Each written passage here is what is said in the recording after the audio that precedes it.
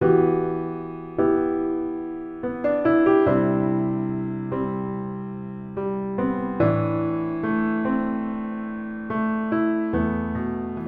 българска държава, края на 19-ти, началото на 20 век, изпитва сериозен дефицит от кадри в строителството и архитектурата.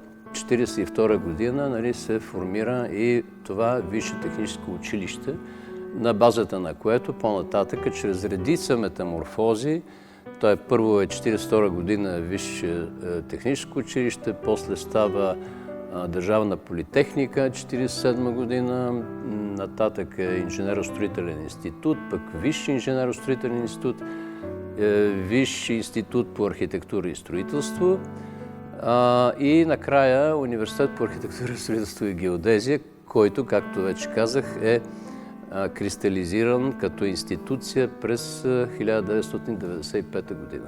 Когато тя се формира, това е още зачатъчна фаза, техническо училище. Дори по наименованията може да съдите за еволюцията на тази институция. На второ ниво тя се превръща в политехника, на трето в институт, на четвърто в университет.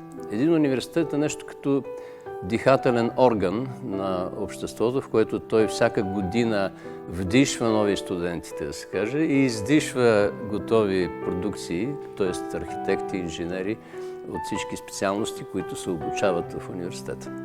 Може би не мога да избегна сравнението на различните възрастови категории. Старите хора по мое време изглеждаха много различно от възрастните хора в днешно време. Но студентите по мое време, когато и аз бях студент, ми се струва, или млад преподавател по-нататък, че изглеждаха по аналогичен начин, със същите бурни възторзи и големи отчаяния, каквито са и днешните студенти. Младостта до голяма степен е универсален общ знаменател, от който се тръгва в различни посоки, но тя сама по себе си, пълна с хоризонти, надежди, намерения, пориви и така нататък, винаги изглежда доста идентично на себе си в различните времена.